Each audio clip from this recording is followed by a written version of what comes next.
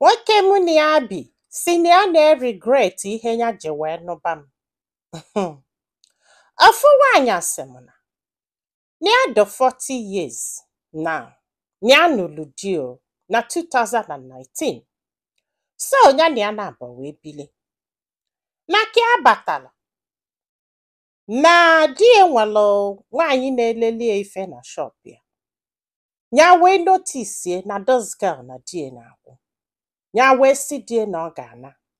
Di ya wee jụ, o wee sebelu ha okwu. Ya wee gbaa mbọ wee fụ na the girl naba. So since this girl na, di ya wee bido wee kwụlụ ọtọ wee gbanwee. Wee na-akụ ya ife ka a na-akụ ụmụaka.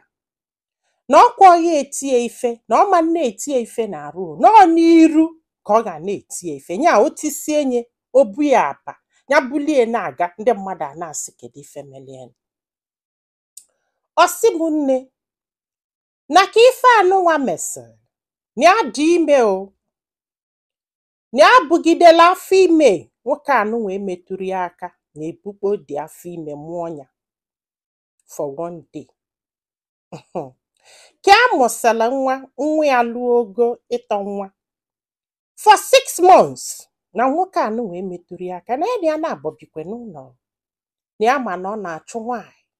So kwụghalịsịa chụsịa nwaanyị bata odinele a na-alala ụla na ọ ma mmetụ ya aka. So ọkwana ya ife anụnwa na-eme ya na-edi n'ihe ọ na-akụ ya dị too much. Fana abọsị etu nọlụ. So na o nwee ihe mee na village, ha wee naba village wee nalụ onye a wee kọbalụ ụmụnne kọsịalụfa. Ịmagolu ndị mmadụ gwasịa anya okwu fa dozie na village afọ.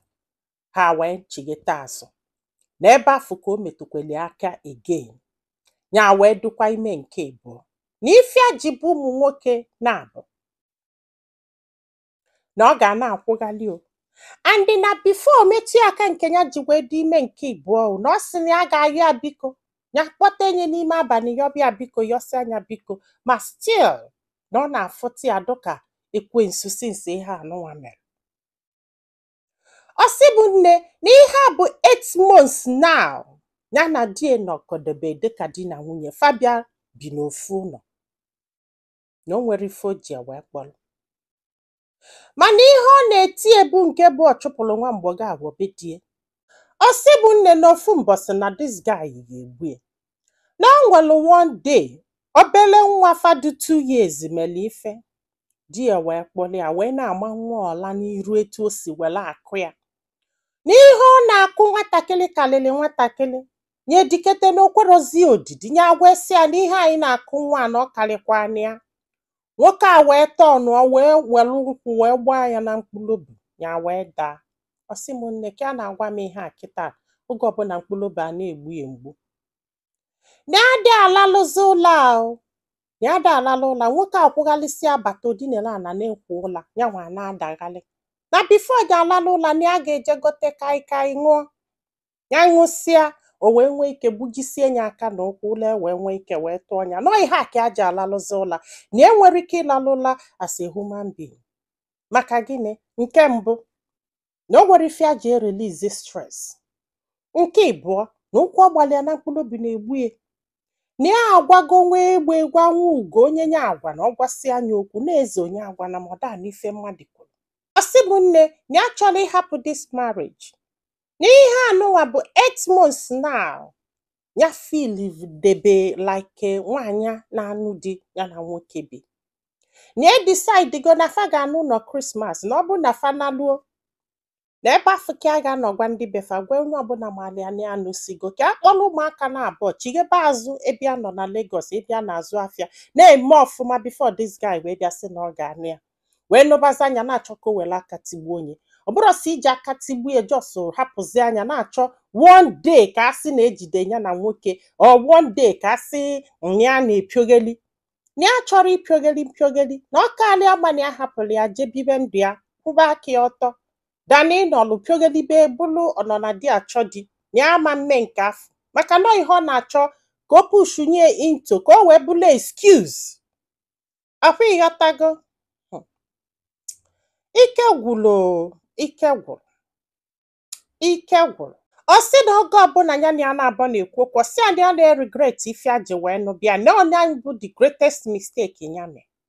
Na ọkwa ọkụsị anya ife ya na-ebe akwa, nwa ya dị 2 years and abịa na-asị ya ma ọ mee na dadi ga-egbukwa ya one day, na dadi ga-egbukwa ya one day.